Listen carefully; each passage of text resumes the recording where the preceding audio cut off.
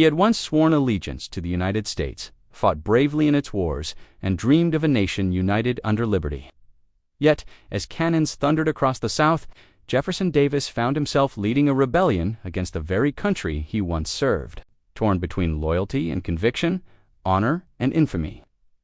His story is not just of a man but of a fractured nation, and the haunting cost of choosing sides when both carry a price, early life, and career. Jefferson Finis Davis was born on June 3, 1808, in Fairview, Kentucky, but grew up on his family's plantations in Mississippi.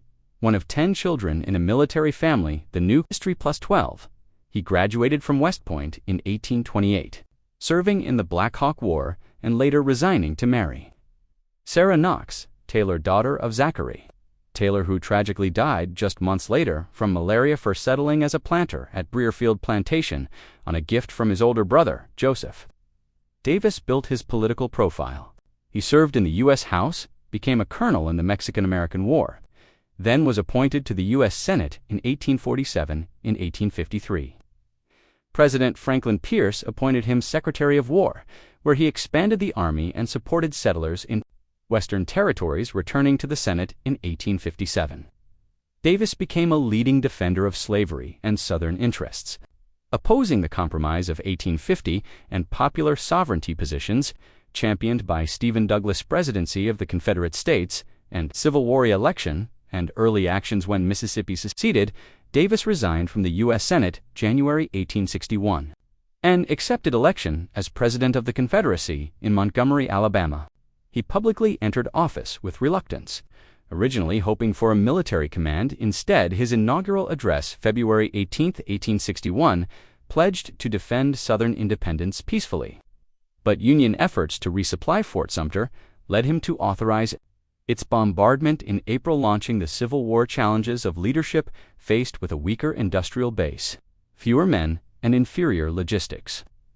Davis struggled to compensate for the Confederacy's lack of resources, scant ammunition production, poor railroads, and limited arms. He quickly set up factories, built a small navy, and dispatched envoys to Europe to seek arms and recognition from Britain and France. Role in military strategy and appointments, 186-11865.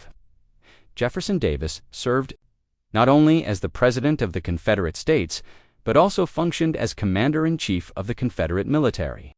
Unlike Abraham Lincoln, who delegated much of the strategy to his generals, Davis involved himself deeply in operational decisions, personnel choices, and even field movements.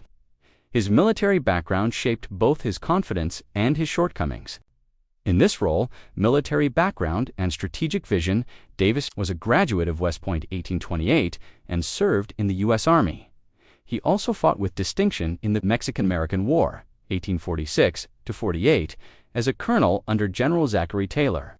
His experience gave him strong opinions on military leadership and a tendency to micromanage generals and operations, often overriding their autonomy.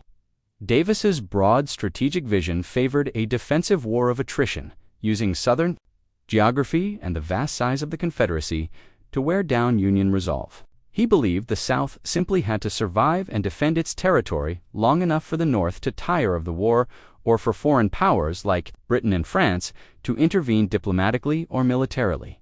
Policies and missteps, defensive strategy.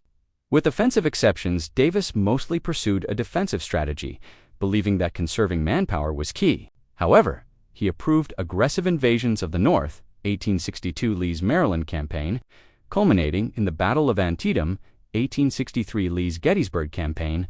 These were efforts to bring the war onto Northern soil and encourage peace sentiment in the Union, but both failed and caused massive Southern casualties.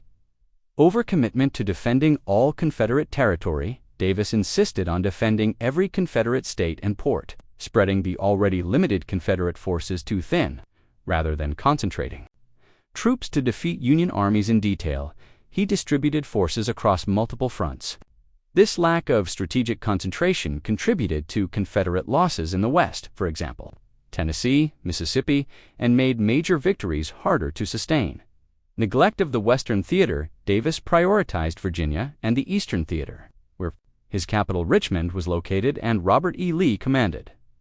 As a result, he under-resourced the Western theater, allowing Union generals like Ulysses S. Grant and William T. Sherman to dominate in Mississippi, Tennessee, and Georgia. Appointments - successes, and failures - successful.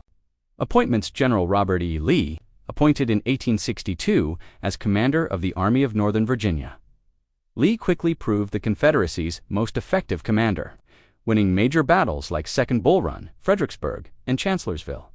Davis had a close and trusting relationship with Lee, and often deferred to him on military matters in the East. General Albert Sidney Johnston Davis considered Johnston the Confederacy's finest general.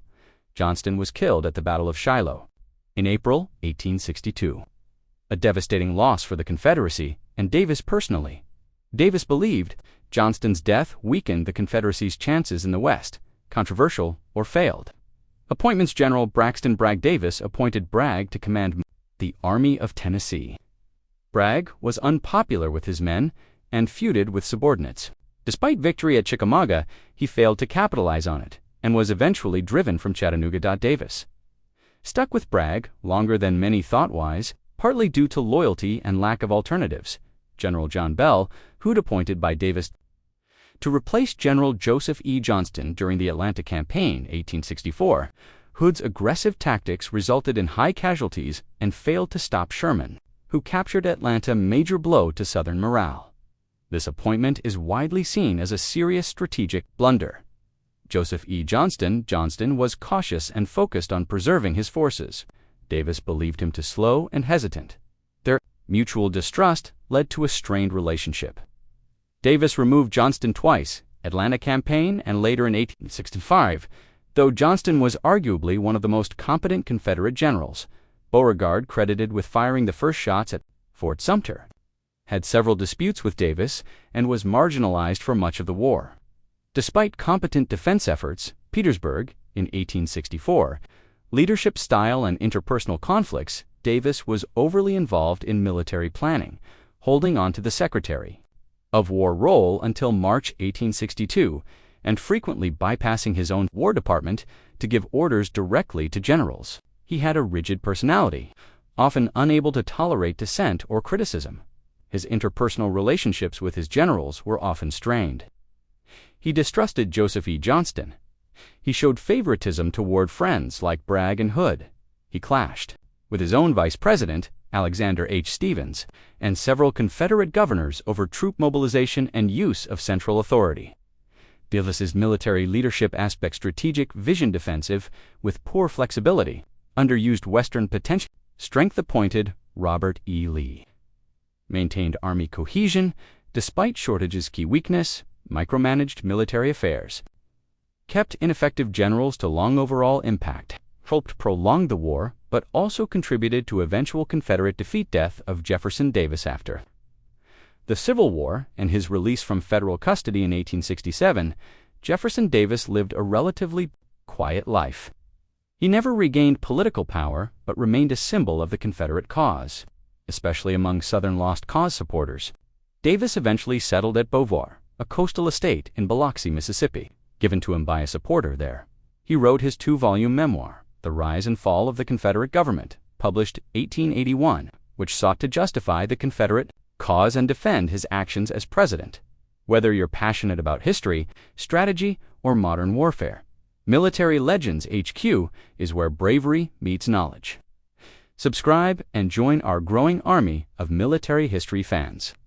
Subscribe now and honor the heroes who led from the front.